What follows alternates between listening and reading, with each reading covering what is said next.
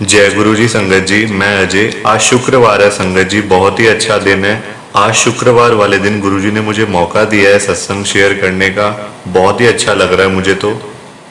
संगत जी, आज मैं आपको बताऊंगा मेरे साथ कितने लोगों ने धोखा करा है। पर कहते हैं ना, शरीफ लोगों का हर कोई संगत जी फायदा उठाता है। मेरे साथ भी ऐसा ही हुआ। पर गुरु जी मेरे साथ थे और हमेशा रहेंगे गुरु जी मेरे साथ में। तो संगत जी, आप सत्संग पूरा सुनना। और आपसे एक रिक्वेस्ट है मेरी, प्लीज़ आप सत्संग को लाइक कर दीजिए। नीचे बटन आ रहा है लाइक करने का और शेयर करने का। प्लीज़ संगत जी, लाइक शेयर दोनों करिए और सत्संग को पूरा सुनना, ध्यान से सुनना। संगत जी, मैं अजय। संगत जी, मेरे अपनों ने मेरे साथ बहुत धोखाधड़ी करी है संगत जी। मेरे अपनों ने ही संगत जी मुझे लूटा है। कोई मेरा भाई, कोई मेरा फ्रेंड, मेरी बहनें, सब संगत जी सारे मिल गए और मैं रह गया अकेला। पर अब मुझे समझ आती है कि मैं अकेला नहीं था, गुरुजी मेरे साथ थे। गुरुजी ने मेरे ऊपर अपनी कृपा वाला हाथ रखा हुआ था। संगत जी, ये बात तब की है जब ना मुझे नया नया गुरुजी के बारे में पता चला था कि गुरुजी का बड़ा मंदिर है। पर संगत जी, उस समय ना मैं नौकरी करता था किसी दुकान के ऊपर। एक शूज़ की दुकान थी मेरे घर के पास ना, मैं वहाँ पे नौकरी करता था संगत जी। 8 से 9 हज़ार रुपये मुझे वहाँ से तनख्वाह मिलती थी, सैलरी मिलती थी। उससे मैं अपना घर का गुजारा करता था संगत जी। और बड़ा मतलब ना, घर में दिक्कत थी, पैसों की भी दिक्कत थी, सब चीज़ थी संगत जी। फिर मेरे पापा संगत जी बीमार हो गए, मतलब काफ़ी, मतलब उसमें संगत जी मुझे बहुत परेशानी हुई। पैसे भी नहीं थे पास में और मैं उनका इलाज भी ना करवा पाया संगत जी। और वो मुझे छोड़ के चले गए और सारी घर की जिम्मेदारी संगत जी मेरे ऊपर आ गई। आप खुद समझ सकते हो कि मेरे ऊपर उस समय क्या बीत रही होगी। मैं बिल्कुल अकेला हो गया था संगत जी। मेरे भाई, मेरी बहनें सब मुझे छोड़ छाड़ के चले गए थे। मैं और मेरी मदर, मैं और मेरी मम्मी जी दोनों घर में रहते थे संगत जी, और पूरे घर की जिम्मेदारी मेरे ऊपर थी। तो कृपया करके संगत जी, सत्संग को पूरा सुनना। आपको तभी समझ आएगा। ऐसे आप आधा अधूरा सत्संग सुनोगे ना, आपको समझ नहीं आएगा फिर। तो कृपया करके, और प्लीज़ लाइक कर दीजिए। मैं अजय। संगत जी, एक दिन ऐसे ही ना, मेरी मतलब जहाँ पे मैं नौकरी करता था ना संगत जी, वहाँ पे मतलब शूज़ की दुकान थी वो।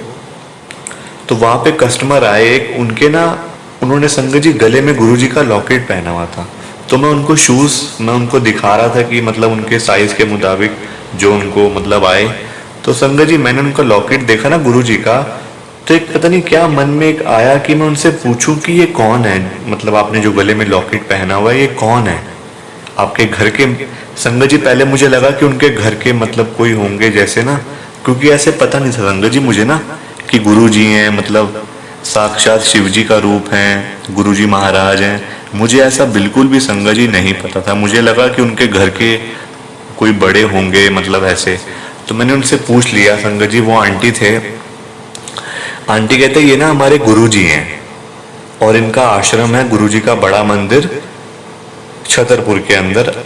बहुत अच्छा लगता है जाके, बड़ी कृपा होती है। मैं गुरुजी से जुड़ने से पहले कुछ भी नहीं थी। आज देखो गुरु महाराज की इतनी कृपा मेरे ऊपर हो रही है। संगत जी, उनको देख के ना मुझे भी लगा कि मैं भी जाता हूँ ज़रा, क्योंकि मेरे घर में भी बड़ी प्रॉब्लम चल रही है और मैं बड़ा परेशान था संगत जी। तो मैंने ना अपने अपने संगत जी फ्रेंड को बोला, उसके पास ना गाड़ी थी उस समय, उसके पास थी होंडा सिटी गाड़ी संगत जी। अब मैं नाम इसलिए बता रहा हूँ क्योंकि संगत जी वो कहते हैं ना कि जब गुरु जी कृपा करते हैं ना, तो फिर सब चीज़ें संगत जी वैसे की वैसी रह जाती हैं। फिर उनकी कृपा ही होती है सारी। आप अभी खुद सुन लेना संगत जी। उसके पास थी होंडा सिटी गाड़ी। मैंने उसको संगत जी बड़ी रिक्वेस्ट करी, मैंने उसको बहुत कहा कि यार हम गुरुजी के पास चलते हैं, तो मुझे ले चल। मेरे पास इतने पैसे भी नहीं है कि मैं वहाँ पे जा पाऊँ, अभी मुझे सैलरी भी नहीं मिलनी है संगत जी। 8 से 9 हज़ार रुपये मेरी सैलरी थी, उससे मैं घर चलाऊँ, घर का किराया दूँ, क्या क्या दूँ संगत जी। तो मैं बड़ा परेशान था संगत जी, मैं आपको बता रहा हूँ।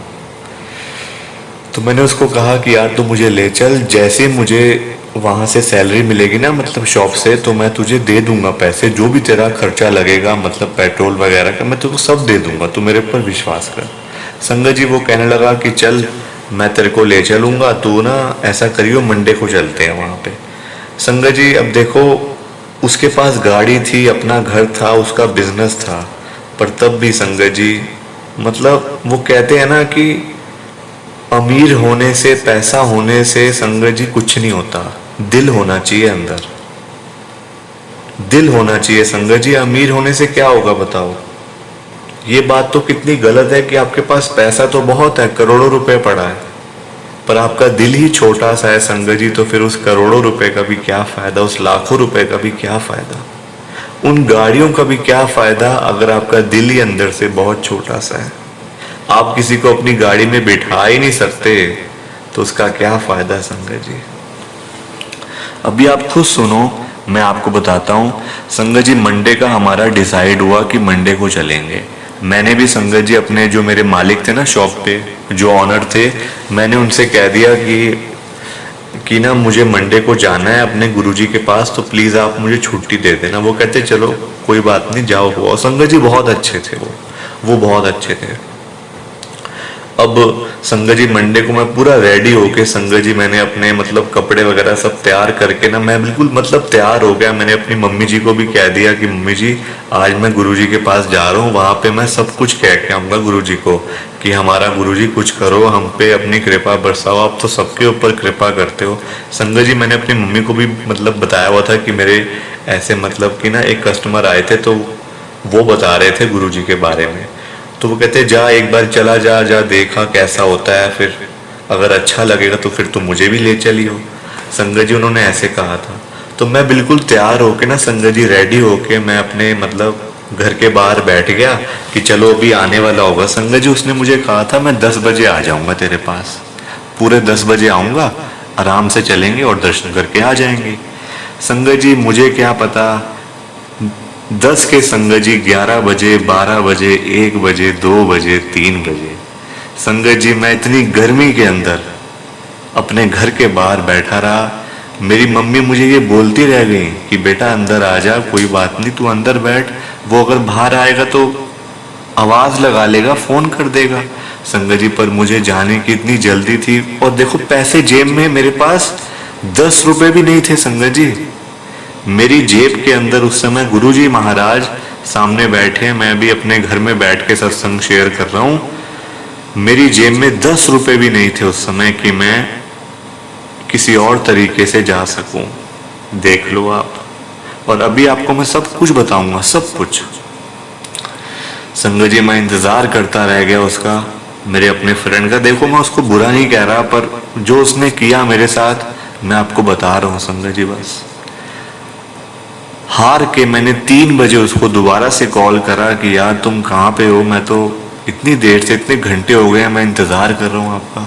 संगत जी वो मुझे कहता कि मैं तो अपने फ्रेंड के साथ ना गुड़गांव चला गया हूँ मैं, अब मैं नहीं आ पाऊंगा, अब अगले मंडे चलेंगे। संगत जी मैं तो वहीं पे ही मतलब मेरे पैरों के नीचे से ज़मीन निकल गई कि अरे ये क्या।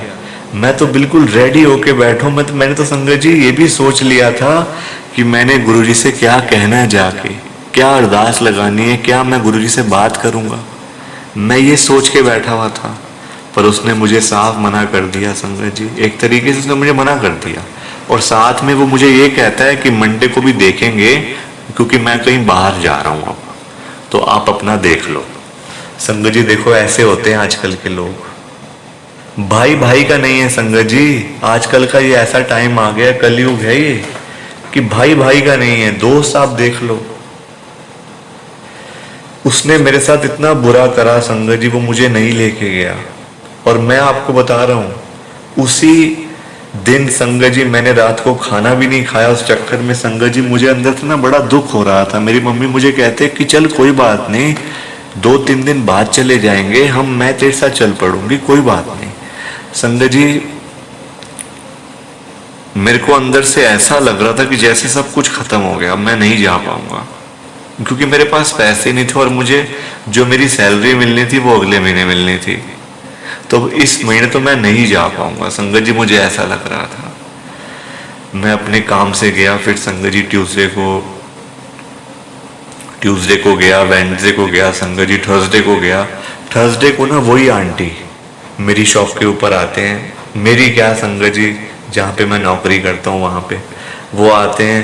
उनको संगत जी मैं सब कुछ बताता हूँ कि देखो मेरे साथ मैंने जाना था मंडे को, आपने कहा था ना कि मंडे को खुला होता है बड़ा मंदिर, तो मैंने जाना था, तो पर मेरा फ्रेंड मुझे लेके नहीं गया। संगत जी मैंने उनको सब कुछ बता दिया, सब कुछ जो मेरे साथ हुआ था। वो आंटी कहते अरे ऐसी क्या बात है, मैं वहीं जा रही हूँ बड़े मंदिर। संगत जी तब बजे थे शाम के 5 और वीरवार का दिन था। वो मुझे ले गए वहीं से। संगत जी मेरे मालिक ने भी, मेरे जो ऑनर है मतलब जहाँ पे मैं नौकरी करता हूँ, उन्होंने मुझे कहा बेटा चले जाओ कोई बात नहीं। संगत जी मैं वहीं से बैठ के आंटी जी की गाड़ी में बैठ के, देखो गुरुजी महाराज का बुलावा जब आता है ना तो कोई भी संगत जी फिर बहाने नहीं चलते, फिर बिल्कुल भी बहाने नहीं चलते। वो आंटी मुझे वहां लेके गए, इतना अच्छा लगा, इतना अच्छा लगा संगत जी। मैंने गुरुजी से अरदास भी लगाई अपने लिए, अपनी मम्मी जी के लिए कि गुरुजी प्लीज हमारे घर का कोई सुधार कर दो गुरुजी, वरना मेरी मतलब मेरे फादर तो ऐसे ही बिल्कुल, वो तो मुझे छोड़ के चले गए। उनकी बीमारी ऐसी आ गई थी, हमारे पास इलाज के लिए पैसे नहीं थे, दवाइयों के लिए पैसे नहीं थे, वो तो चले गए गुरुजी। पर ऐसा ना हो कि मैं बिल्कुल ही अकेला रह जाऊं गुरुजी, प्लीज आप मेरी अरदास पूरी करो। संगत जी वो दिन है और आज का दिन है। आज जहां पे मैं नौकरी करता था संगत जी, आज ही डेट में उसी दुकान पे मैं मालिक हूं। वो कैसे, मैं आपको बताता हूं। प्लीज आप सत्संग को लाइक करते जाइए, शेयर करते जाइए, नीचे बटन आ रहा है, मैं अजय। संगत जी क्या था कि जहाँ पे मैं जॉब करता था ना, नौकरी करता था, आपको मैंने बताया, जहाँ से मुझे 8-9 हज़ार रुपये हर महीने मिलते थे। वो ना अंकल एक दिन मुझे कहते हैं कि बेटा देख, मेरे बच्चे दोनों बाहर है अमेरिका के अंदर, सेटल्ड है बिल्कुल। अब मेरी भी एज इतनी बढ़ गई है, 70+ हूँ, तो क्या कर बेटा तू इस दुकान को संभाल ले।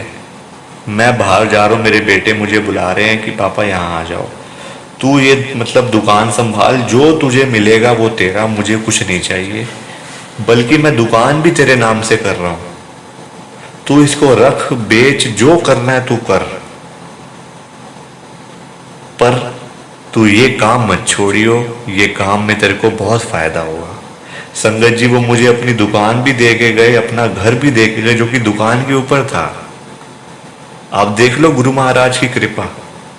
जहां पे मैं नौकरी करता था 8 से 9 हज़ार रुपये मुझे मिलते थे, सारा महीना मैं काम करता था, उसके बाद पहली तारीख को मुझे पैसे मिलते थे, उससे मैं अपना घर चलाता था।